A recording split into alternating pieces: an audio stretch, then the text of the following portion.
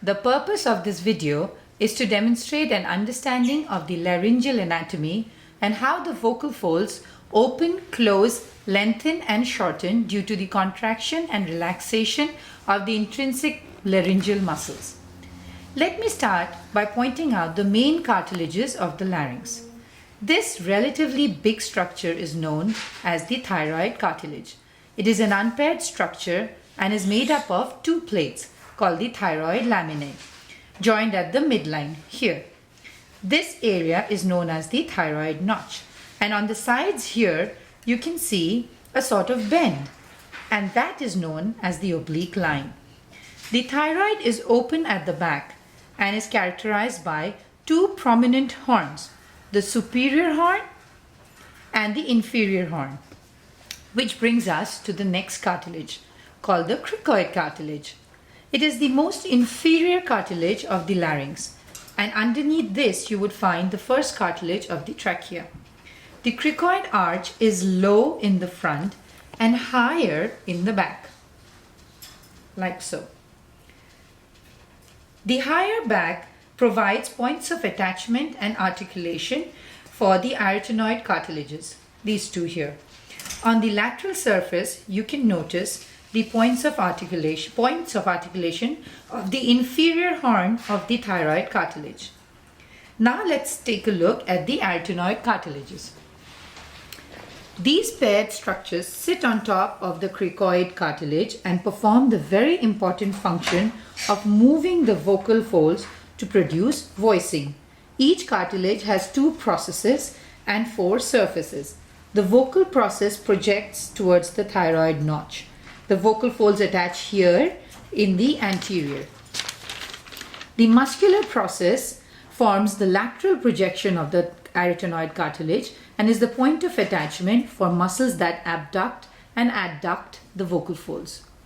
Now let's take a look at the unpaired leaf-like structure. This is the epiglottis. It arises from the inner surface of the angle of the thyroid cartilage just below the notch, and the sides of the epiglottis are joined with the arytenoid cartilages by the aryepiglottic folds. The epiglottis projects upward beyond the larynx and above the hyoid bone and performs the important function of covering the larynx during swallowing to prevent any bolus from entering it. I mentioned the hyoid bone just now. This structure here is the hyoid bone.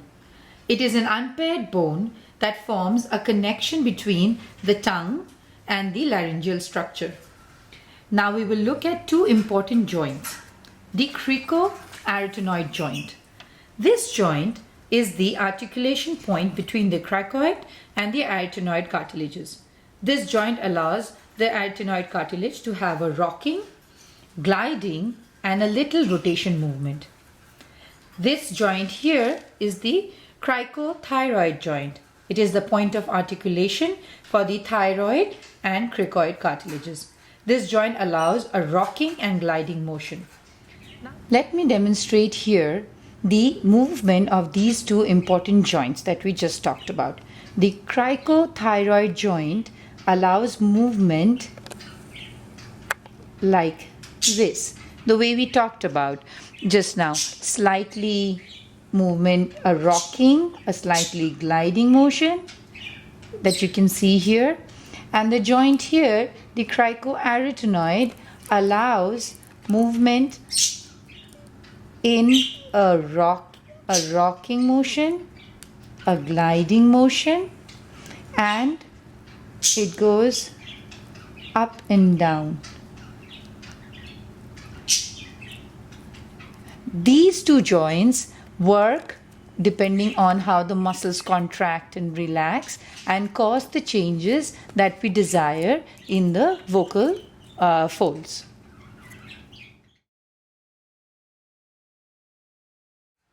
Now let's talk a little bit about the vocal folds.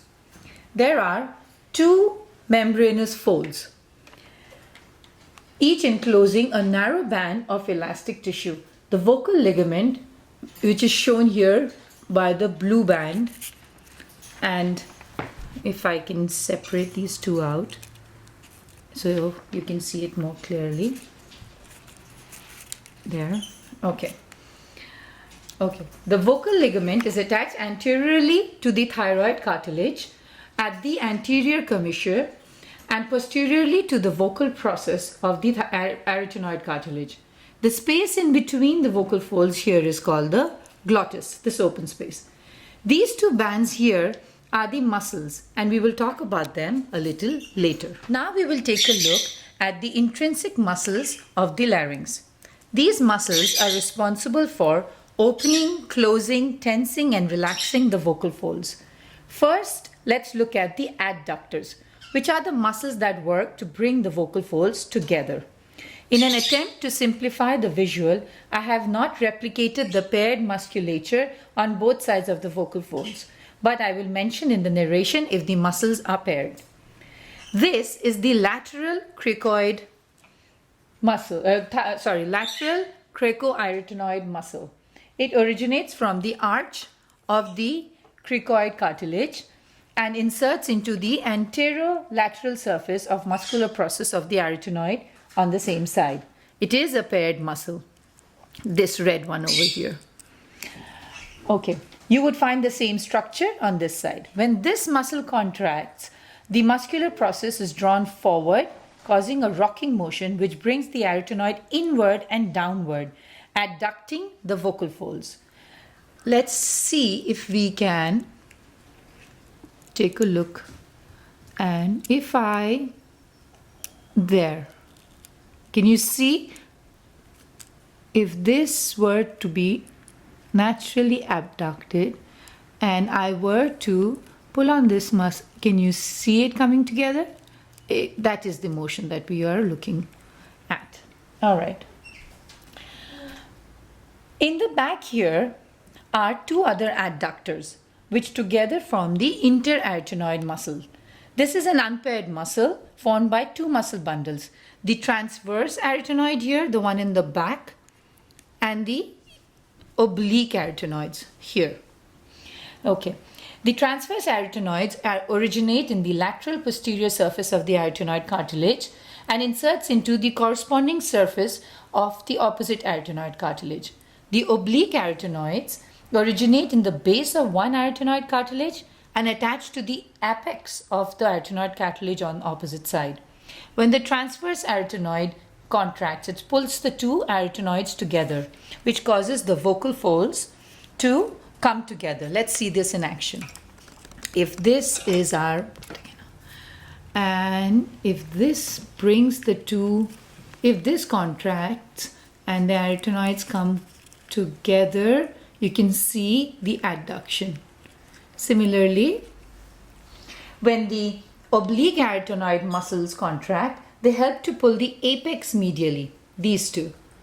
And when this comes closer, you can see the vocal folds right here coming closer as well. This promotes adduction and medial compression.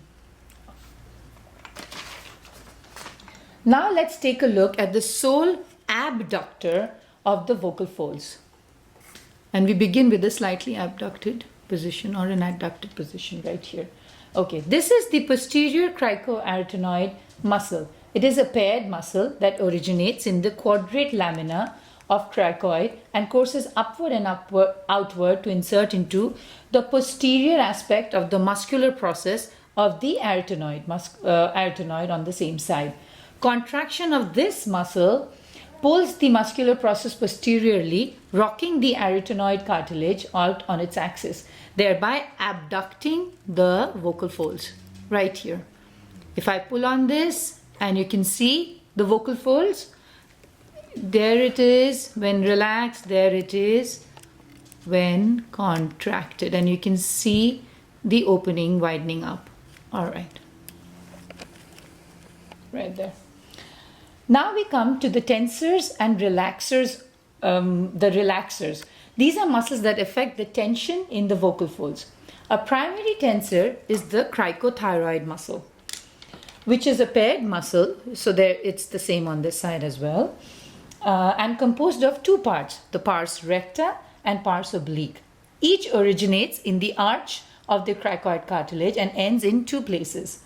The pars recta inserts into the lower surface of the thyroid lamina, and the pars oblique ends in the thyroid lamina and inferior horn of the thyroid cartilage. When the pars recta contracts, the thyroid cartilage is tilted downward. I'll attempt to show you.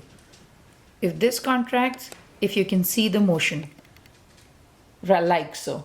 And when the pars oblique contracts, the thyroid cartilage is drawn forward. When this contracts, it's drawn forward. There. The result of the contraction is that the distance between the anterior thyroid cartilage and arytenoid cartilages increases and causes the vocal folds to be stretched and therefore tensed. So if this were downward, if you could look into it, if the thyroid cartilage were downward and forward, you can see the tension in the vocal fold. All right. Now finally, let's take a look at the thyroarytenoid muscle, which forms the bulk of the muscular portion of the vocal folds. The medial muscle here is called the thyrovocalis. It originates from the inner surface of the thyroid cartilage near the thyroid notch and inserts into the lateral surface of the vocal process of the arytenoid. Contraction of this muscle draws the cricoid and thyroid cartilage apart in the front, thereby causing tensing of the vocal folds when acting as an antagonist to the contraction of the cricothyroid muscle. Lateral to the thyrovocalis is the thyromuscularis, which originates near the thyroid notch, lateral to the origin of the vocalis, but then inserts into the muscular process of the arytenoid on this side here. Contraction of the medial muscle of this thyrovocalis relaxes the vocal folds by pulling the arytenoids towards the thyroid. So if this were a stretched position, if you can see the stretched position, the contraction of the thyromuscularis pulls the arytenoid closer to the thyroid, and you can see a relaxation in the vocal folds.